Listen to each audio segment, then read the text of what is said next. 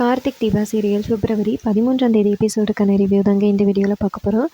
என்ன நடக்குதுன்னா, அந்த ப்ரோக்ராம் வச்சிருக்கிறவர் என்ன சொல்கிறாருன்னா, இது மாதிரி இங்கே தீபா பாட முடியாது அப்படின்னு சொல்கிறாங்க.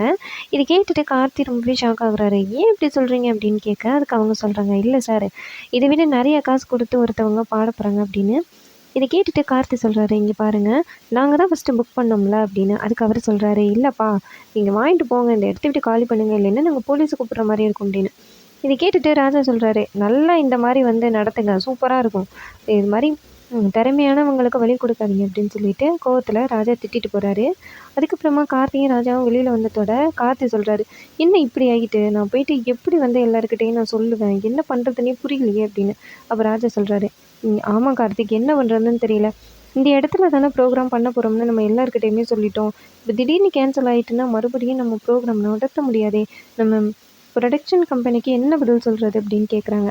அதுக்கு கார்த்தி சொல்கிறாரு, அதான் எனக்கும் புரியலை ராஜா அப்படின்னு ரொம்ப சோகமாக வீட்டுக்கு வராரு. வீட்டுக்கு வந்த தடவை அபிராமி கேட்குறாங்க, கார்த்தி இங்கே வாப்பா அப்படின்னு. அப்பா கார்த்தி போய் கேட்குறாரு, ஏம்மா என்னாச்சு சொல்லுமா அப்படின்னு. அதுக்கு அபிராமி சொல்கிறாங்க, இங்கே பாருப்பா, ரோட்டில் நின்று சண்டை போடுற பழக்கம்லாம் என்ன பழக்கம்ப்பா அப்படின்னு. அதுக்கு கார்த்தி சொல்கிறாரு, அம்மா, நான் எவ்வளோ கஷ்டப்பட்டு அந்த கான்சர்ட்டுக்கு ரெடி பண்ணிக்கிட்டு இருக்கேன்னு உங்களுக்கே தெரியும்ல, அதை போயிட்டு கெடுக்கிறதுக்கு அந்த போஸ்டரையெல்லாம் கிழிச்சு போட்டாங்க, இவனுங்கெல்லாம் யாரோ சொல்லி தான் ஆடிக்கிட்டு இருக்காங்க அப்படின்னு. அவள் அபிராமி சொல்கிறாங்க, அதுக்கு இது மாதிரி ரோட்டில் எல்லாம் நின்று சண்டை போடலாமா, நம்ம எப்பேற்பட்ட குடும்பம்னு தெரியும்ல, தேவையில்லாமல் அந்த தீபாவுக்கெல்லாம் உதவி பண்ணணும்னு நினைக்காது அப்படின்னு.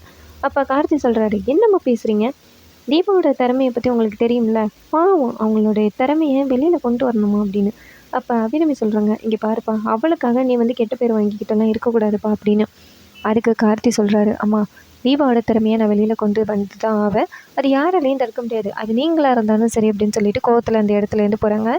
அதுக்கப்புறமா நம்ம தீபா கேட்குறாங்க, ஏன் சார் இப்படி கோவப்படுறீங்க அப்படின்னு. அதுக்கு நம்ம கார்த்தி சொல்கிறாரு, இங்கே பாருங்கள், நீங்கள் பாட்டு பாடுறதுக்கு தான் நான் இவ்வளோ முயற்சி பண்ணிக்கிட்டு இருக்கேன், உங்களை பாட்டு பாட வைக்காமல் நான் விடவே மாட்டேன் அப்படின்னு. அதுக்கு தீபா சொல்கிறாங்க, சார், என்னால் உங்களுக்கும் அம்மாவுக்கும் எந்த பிரச்சனையும் வேணாம், நான் இத்தனை வருஷமாக எப்படி இருந்தேன் அதே மாதிரி இருந்துக்கிறேன் அப்படின்னு. அதுக்கு கார்த்தி சொல்கிறாரு, இங்கே பாருங்கள், நீங்கள் பாட்டு பாடி தான் ஆகணும், அதுக்கு எந்த தடைகள் வந்தாலும் எத்தனை தடைகள் வந்தாலும் எல்லாத்தையும் நான் தாண்டி உங்களை நான் பாட வைப்பேன் அப்படின்னு கார்த்தி வாக்கு கொடுக்குறாரு. அதுக்கப்புறம் மறுநாள் காலை February 14. அப்போ என்ன நடக்குதுன்னா, கார்த்தி ரொம்ப ஹாப்பியாக தீபாவோட கையில் மைக்கு கொடுக்குறாரு.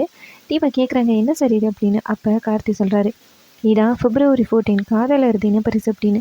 அப்போ நம்ம அபிராமி கேட்குறாங்க, என்னப்பா கார்த்தி, எங்களுக்கு புரியல அப்படின்னு. அப்போ கார்த்தி சொல்கிறாரு, அம்மா, எல்லா பிரச்சனையுமே சரி கட்டிட்டேன், தீபா மேடையில் நின்று பாட போகிறாங்க நாளைக்கு அப்படின்னு. இதை கேட்டுகிட்டே நம்ம தீபா ரொம்ப சந்தோஷப்படுறாங்க. அப்போ தீபா சொல்கிறாங்க, இதுதான் சார் என்னுடைய பெஸ்ட்டு கிஃப்ட்டு அப்படின்னு சொல்கிறாங்க. ரொம்பவே இன்ட்ரெஸ்டிங்காக அப்கமிங் எபிசோட எடுத்து போகிறாங்க. இதே மாதிரி இனிமேல் அப்டேட்ஸ் வேணும்னா இந்த சேனலை சப்ஸ்கிரைப் பண்ணிவிட்டு உங்களுடைய ஆதரவை இந்த சேனலுக்கு கொஞ்சம் தாங்க. தேங்க்யூ ஃபார் வாட்சிங்.